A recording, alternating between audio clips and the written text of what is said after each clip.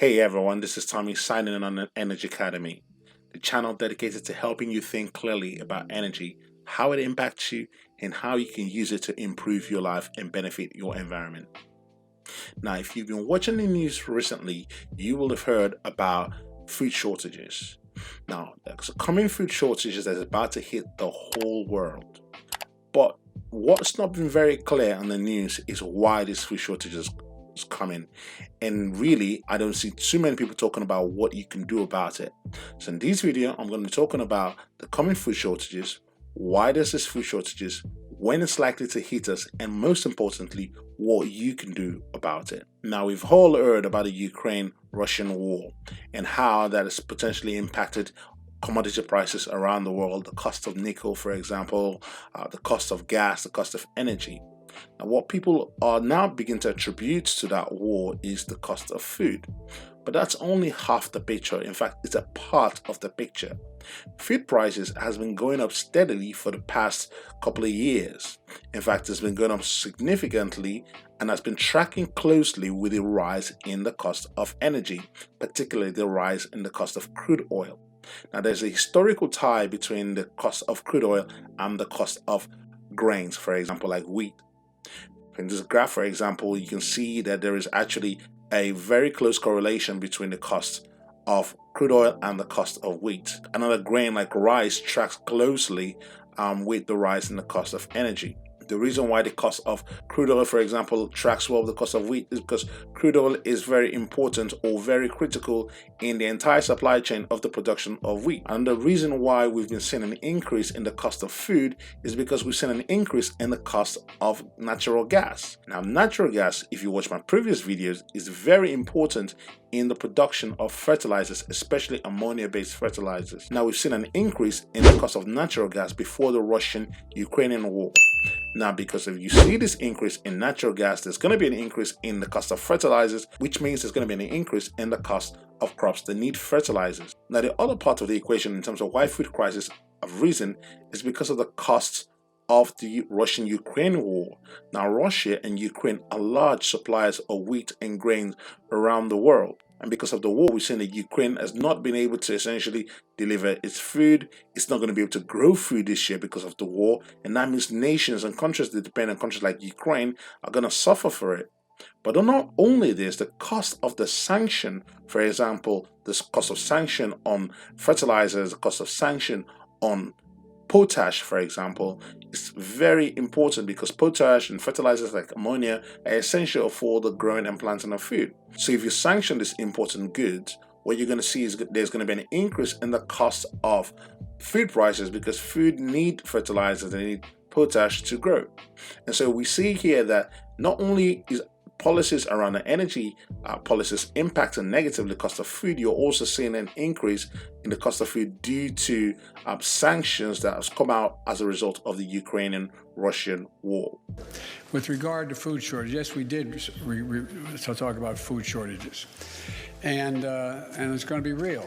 The price of these sanctions is not just imposed upon Russia, it's imposed upon an awful lot of countries as well, including European countries and our country as well. Now, who will the rise in food costs impact?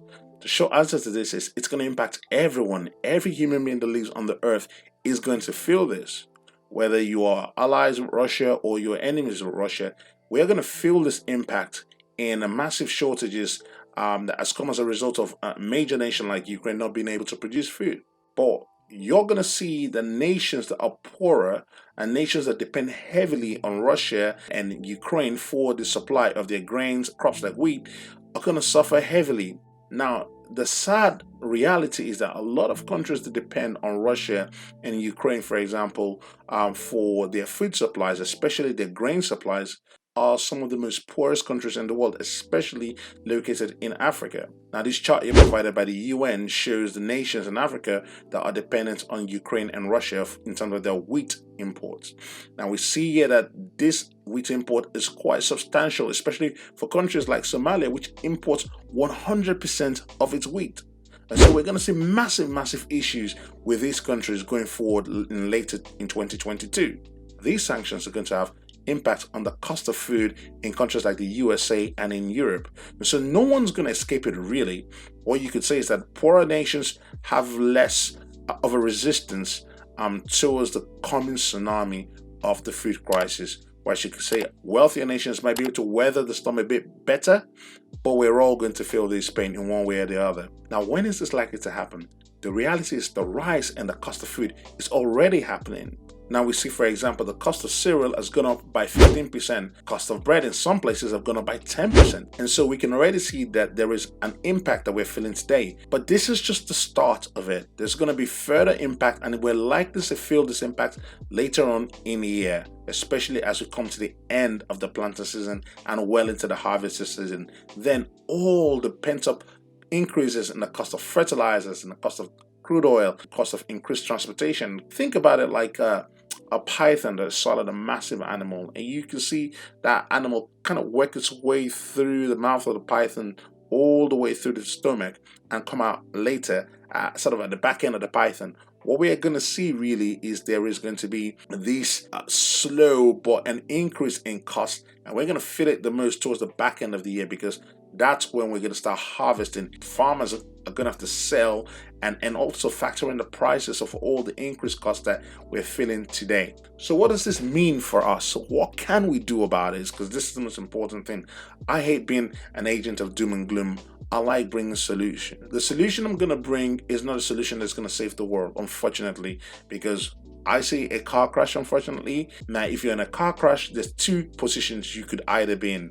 You could either be in a position without a seatbelt on, or in a position with a seatbelt on. And so I'm trying to essentially get you to wear your seatbelt right before the car hits the wall. So what this means is I'm going to give you some ideas. I'm going to give you some advice as to what you can start doing now to soften the hit that is going to come to the rest of the world. The first thing you can do really is to actually start buying a little bit extra.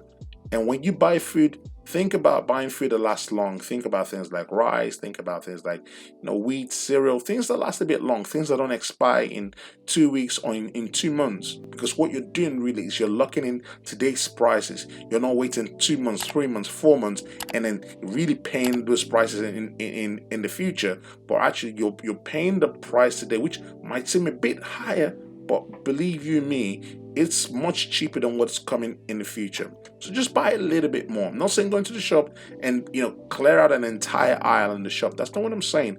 I'm saying buy just a little bit more.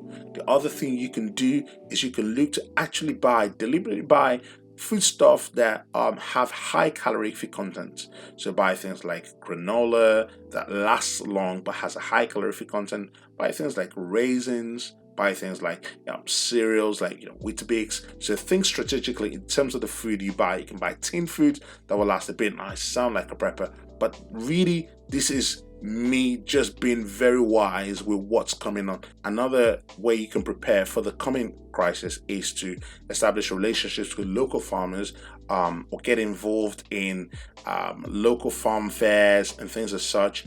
Get in contact with people who have access to land and have access to food stuff, and get discussing these matters with them and say, how can I come directly to you to get food rather than having to go, say, for example, down to my local shop? How can I actually get foods directly from you? Is there arrangements we can have in place? This is going to be essential, because when the coming food crisis hits, you want to be in a position where you've got a network of people you trust and you've already established a relationship with. Establish relationships with farmers. Have these conversations with them. You don't sound crazy when you talk about these things, because the president of the United States talked about it. So if the president of the United States is saying there's food shortages coming, I think you're allowed to actually think and say, we need to do something about this. Another strategy you can have in terms of preparing for the coming food crisis is by actually growing some of your own food. Now, we are not a society that encourages people to grow a lot of their own food. We encourage to go to shops and buy food from shops, but actually you can start growing stuff and planting.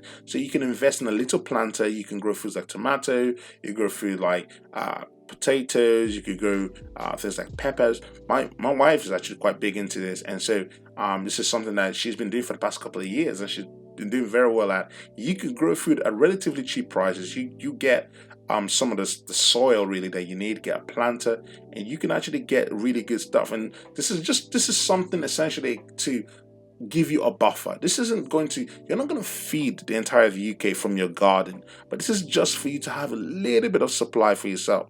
It gives you a little bit of a buffer, gives you a little bit of a leeway. So when everyone is rushing to a supermarket to get some food, you're kind of like, you know what, I've got some food. And this leads me to the last thing. If you can invest in having an extra freezer space, I would say do that. Now, I know energy prices are going up, I know energy costs are going up, but I think that it's well worth it having some extra storage that you can store food for long term. So this will come in handy if you're storing things like meat or things that will go off fairly quicker. And so having an extra freezer is essential, and that means that if you actually grow vegetables, or you have vegetables you want to keep in store for a long time, you can stick them in the freezer and then you can use them for some time. So these are some ideas of how you can prepare and really give yourself a buffer for the coming food crisis. Now, I hope this video has been helpful. I hope it's sort of sparked some conversation in your mind that you're going to be having with people, because I would like people to have these discussions. I'm going to have these discussions with people. I'm going to have this discussion with my friends, with my parents, with my loved ones, because I think it's essential for us to start thinking, how can we be robust? How can we be more resilient with what is going to hit the world in the next few months? So if you like this video, if you enjoyed what I've shared with you, please like, share, and subscribe. And I'm going to be bringing out some more videos as to what we can do going forward in the future, how we can make ourselves more resilient, and some of the dangers I see coming to our world beyond the food crisis. Let me see your comments down below. If you have anything to share, any ideas you have, I would love to hear it. This is Tommy, signing off on Energy Academy. Bye-bye.